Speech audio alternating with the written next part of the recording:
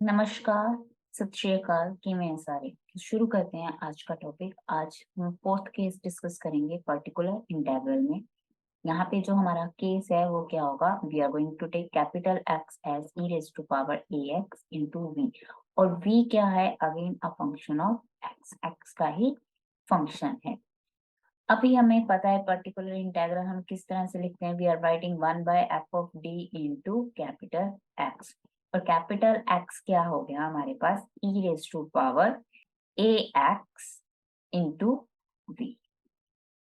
अब हमारे पास क्या बनेगी वैल्यू। अब हमने पहले इस फंक्शन को क्या करना है, सॉल्व करना है। E raise to power A x जो एक्सपोनेंशियल टर्म है, and then after it according to v. V किसका फंक्शन है, एक्स का फंक्शन है। तो ये ट्रिग्नोमेट्रिक फंक्शन वैल्यू भी हो सकती है, साइन और कॉस वैल्यू भी हो सकती है, और अलजेब्रिक वैल्यू भी हो सकती है। तो उसके according we are going to solve it. अब हमने e raise to power A x को किस तरह से सॉल्व करना है, we are going to replace D according to the value of a. तो यहाँ पे हमारे पास जो फंक्शन है e raise to power A x f of D plus a. तो ए की वैल्यू क्या हो जाएगी, एड ऑन हो जाएगी डी के अंदर इंटू वी। तो वी जो भी वैल्यू होगी we are going to solve it. So let us take an example to understand how we are going to solve this type of question. तो हमारे पास क्वेश्चन है, find the particular integral of D square minus 4d plus 3 into Y is equals to E raise to power x cos 2x। Again we are going to find only the particular integral. तो हमारे पास क्या निकाला, हमने particular integral find out करना है। So we know how to write it the particular integral. तो particular integral हमारे पास क्या हो गया, 1 जो हमारे पास सिंबॉलिक ऑलरेडी गिवन है term, by D square minus 4d plus 3 into e raise to power x cos 2x। तो अगर हम कंपेयर करें किसके साथ, e raise to power A x into v के साथ, तो हमारे पास a की वैल्यू क्या है, 1 है, और v किसके इक्वल है, cos 2x के, cos 2x से। अब हमने क्या बोला है कि हमने फर्स्ट किसको सोल्व करना है, एक्सपोनेंशियल टर्म को, and then we are going to solve v। अब यहाँ पे एक्सपोनेंशियल टर्म को हमने बाहर निकालना है। तो यहाँ पे हमारे पास a की वैल्यू क्या है, 1 है, और हमने क्या बोला है कि d को हमने किससे रिप्लेस करना है, d प्लस a के साथ। So we are going to write it as e raise to power x over 1 अब a कितना है, 1 है, तो फंक्शन किससे रिप्लेस होगा, d की वैल्यू d प्लस 1 के साथ। So we are going to write d plus 1 square minus 4 into d plus 1 plus 3 cos 2x, cos 2x। तो यहाँ पे हमारे पास वैल्यू क्या होगी, e raise to power x 1/a plus b का whole square, that is a square plus b square plus 2ab minus 4d minus 4 plus 3 cos 2x। So हमारे पास वैल्यू क्या आ गई, e raise to power x over d square minus 2d, और यहाँ पे क्या हो गया, 3 प्लस 1 माइनस 4, तो 4 minus 4 plus 4 minus 4 cos 2x। तो 4 4 कैंसिल हो गए हमारे पास, तो वैल्यू क्या रहेगी हमारे पास, e raise to power x over 1/d square minus 2d cos 2x। Right. अब हमने क्या अप्लाई करना है, अब हमने कॉस वाला जो हमारे पास फंक्शन किया था हमने, कि अगर हमारे पास x की वैल्यू किसकी इक्वल है, कॉस के इक्वल है, तब हमने क्या पुट करना है, हम करेंगे अब पुट डी स्क्वायर को, that is minus. Now here अगर हम कंपेयर किसके साथ करें, cos A x plus B के साथ, तो यहाँ पे a की वैल्यू क्या है, 2 है, और b की वैल्यू क्या है, 0 है।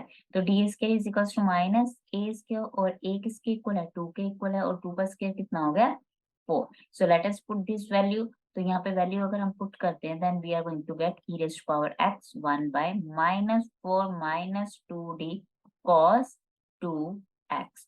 और यहाँ से हमारे पास कॉमन वैल्यू क्या आ जाएगी, -2 कॉमन आ जाएगी, तो इनसाइड क्या बन गया, 2d प्लस 2 cos 2x।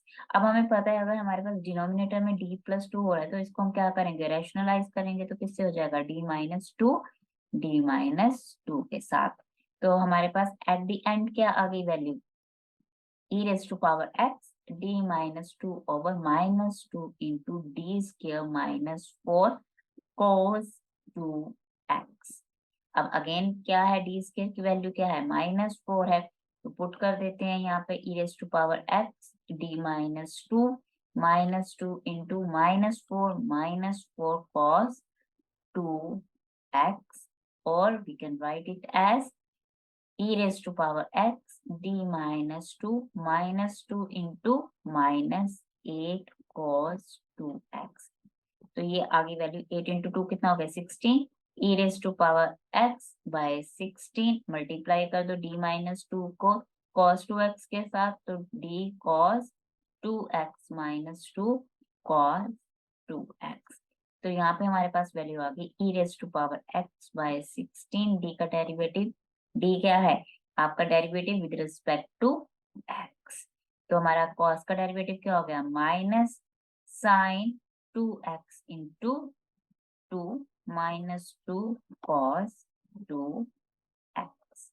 तो यहाँ से अगेन माइनस 2 कॉमन आ गया, हमारे पास क्या हो गया e raise to power x by 8, inside क्या हो गया value sign 2x plus cos 2x। तो ये हमारे पास क्या आ गया particular integral of the given question.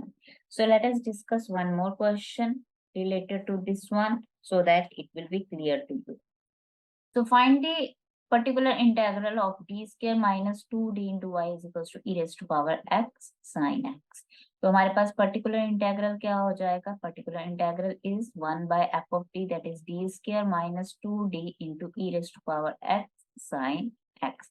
फिर से हमने कंपेयर किया e raise to power ax into v के साथ, तो हमारे पास a की वैल्यू क्या आ गई अगेन 1 और v की वैल्यू क्या आ गई साइन x। तो हमने यहाँ पे क्या की value e raise to power x और d किससे रिप्लेस होगा d प्लस 1 के साथ, तो d प्लस 1 का square minus 2 into d plus 1 into sine x। अब क्या होगी वैल्यू हमारे पास e raise to power x over 1 by d square plus 1 plus 2d minus 2d minus 2 sine x। तो 2d क्या हो गया कैंसिल हो गया, हमारे पास वैल्यू क्या आ गई e raise to power x 1 by d square minus 1 sine x।